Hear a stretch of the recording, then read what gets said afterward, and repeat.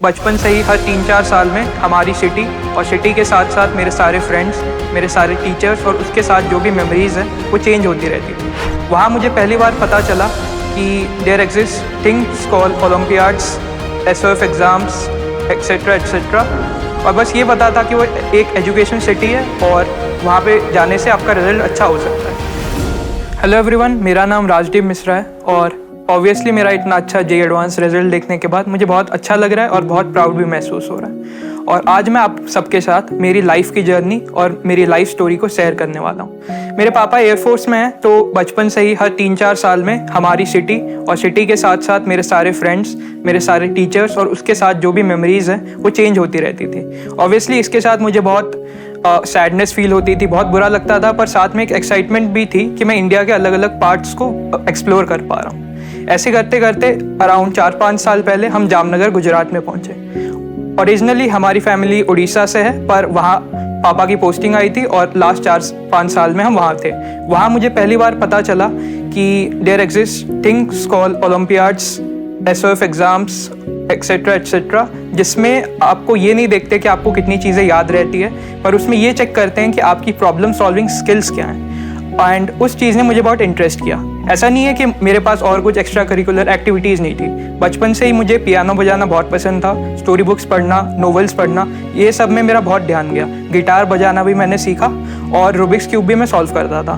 पर कहीं ना कहीं मुझे ये लगता था कि इन सब चीज़ों में मैं एकदम बेस्ट लेवल पे अपना परफॉर्मेंस नहीं दे पाता था। हो सकता है वो स्किल इशू था, हो सकता है maybe I am genetically not powered enough कि मैं वो कर पाया।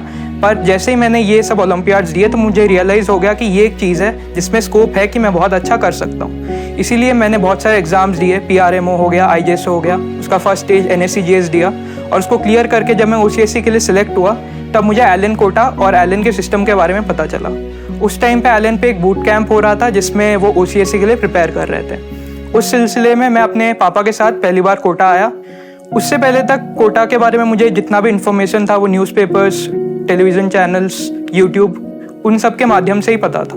और बस ये पता था कि वो एक एजुकेशन सिटी है और वहाँ पे जाने से आपका रिजल्ट अच्छा हो सकता है। पर यहाँ पे आने के बाद ही मुझे पता चला कि कोटा क्या है। यहाँ पे जो पीयर ग्रुप मिला मुझे अपने JSO के टाइम पे, वो इंडिया का सबसे बेस्ट पीयर ग्रुप था और ऑलमोस्ट उस OCSC के मैक्सिमम स्टूडेंट्स एलन के ही कैंप में थे। तो मुझे इन सबसे इंटरेक्ट करने का मौका मिला और अपनी सारी कमियों को सुधारने का मौका मिला।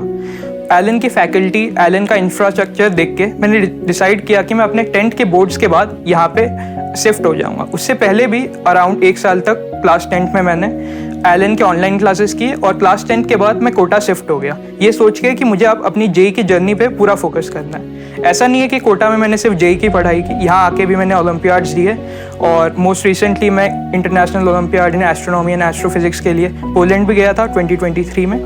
एंड पर उसके साथ साथ मैं अपनी JEE की पढ़ाई में भी अपना पूरा 100% एफर्ट्स दे रहा था। सबसे पहले कोटा आने के बाद जो मोस्ट ऑब्वियस थिंग हुई वो ये थी कि मेरे मार्क्स डिप हुए और मेरी परफॉर्मेंस जो मतलब जामनगर में थी इन कंपैरिजन टू स्टूडेंट्स वो यहाँ पे कम आई, रैंक खराब गई, मार्क्स कम आए और इन सब से मुझे डिमोटिवेशन भी हुआ। पर विद टाइम मैंने अपने आप को अडेप्ट किया, इम्प्रूव किया और विद टाइम मेरे मार्क्स भी इम्प्रूव होने लगे और मेरे अच्छे फ्रेंड्स बने जिनसे मुझे बहुत सीखने को मिला। जब भी मुझे डाउट आता था, जब भी मुझे टेस्ट का एनालिसिस करना होता था, कोई चीज़ समझ नहीं आ रही या ये डिस्कस करना है कि आगे के प्लान्स क्या करने हैं, तब मैं अपने फ्रेंड्स के पास जाता था। हमारे टीचर्स भी बहुत फ्रेंडली थे। जब भी मुझे सोचना है कि क्या ये बुक करनी चाहिए, क्या ये टेस्ट सीरीज़ डुएबल है मेरे लिए, तो मैं अपने टीचर्स के पास जाता था और कोई भी चीज़ अपने मन में नहीं रखता था। जो भी डाउट आया उसको उसी दिन या अगले दिन क्लियर कर लेता था। जो भी चीज़ है वो टीचर्स को मैसेज कर देता था या वहाँ पे जाके उनको बता देता था। तो मैंने कोई भी चीज़ अपने मन में नहीं रखी और सब कुछ क्लियर बताया और सारी इंस्ट्रक्शंस लेने के बाद ही मैंने कोई इन्फॉर्म डिसीजन लिया। यहाँ पे अराउंड 6-7 महीने रहने के बाद मैं थोड़ा लीनियंट हो गया अपनी स्टडीज़ को लेके। सो उस टाइम पे मेरे मार्क्स भी डिप होने लगे और थोड़ा मेरा स्ट्रक्चर वो सब ख़राब होने लगा।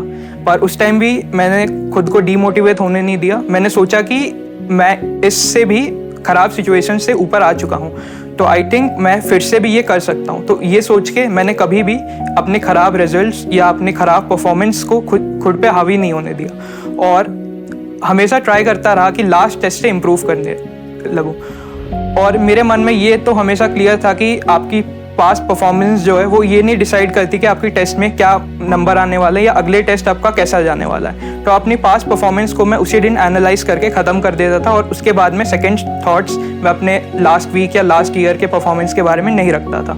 साथ ही साथ यहाँ पे आने के बाद मैंने एक अच्छा स्ट्रक्चर्ड डेली शेड्यूल बनाया अपना, जिसमें मैं अराउंड 6 o'clock उठ जाता था। उठने के बाद अगर मुझे इनफ एनर्जाइज्ड फील करूँ तो मैं वॉक पे चला जाता था अराउंड 30 मिनट्स के लिए, और उसके बाद आके फ्रेश होके और ब्रेकफास्ट करके अराउंड 7-7:30 तक पढ़ने बैठ जाता था। अराउंड 11-11:30 तक मैं अपने जो भी उस दिन के असाइनमेंट्स हैं, डाउट्स हैं या जो भी सीट्स करने को दी हैं वो सॉल्व करता था।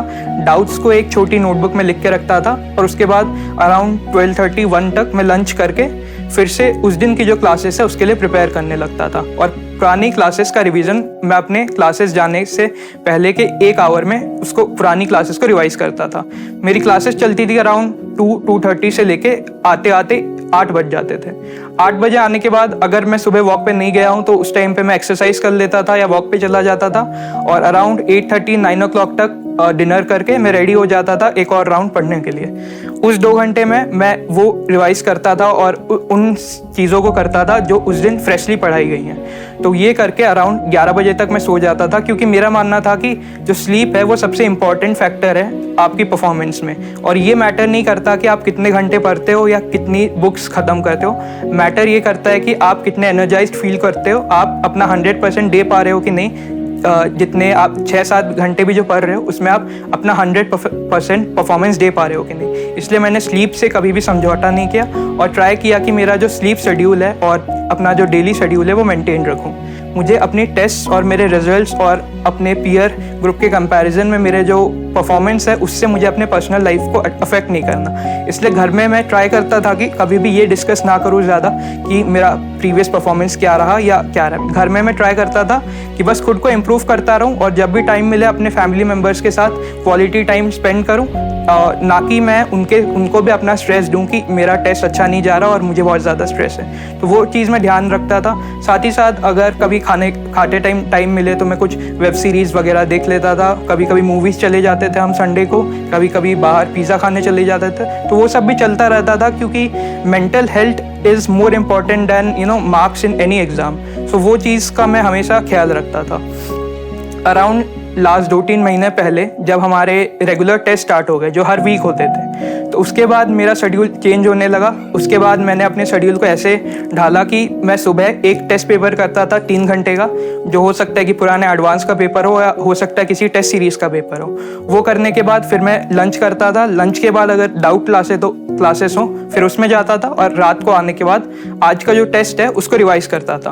और इसके साथ हमारे एलन में जो ऑफिशियल टेस्ट होते थे जो वीकली होते थे उसका रिवीजन और उसका जो एनालिसिस है वो मैं टीचर्स के साथ बैठ के करता था, और जो भी डाउट्स हो उन टीचर्स के साथ मैं उसी दिन क्लियर कर लेता था। टेस्ट के अगले दिन ही मैं अपने सारे डाउट्स क्लियर करके अपनी डायरी में लिख के रख लेता था। ऐसे करते करते जब लास्ट 1 महीना बचा था उसमें मैंने डिसाइड किया कि मैं अब से हर वीक हर दिन मैं एक टेस्ट देने वाला हूँ और उस टेस्ट का एनालिसिस भी करने वाला हूँ। और लास्ट 1 मंथ में मैंने ट्राई किया कि पुरानी चीज़ें और पुरानी चीज़ों को ही रिवाइज़ करते रहूँ और कुछ ज़्यादा नए टॉपिक्स नए बुक्स को ना फॉलो करूँ।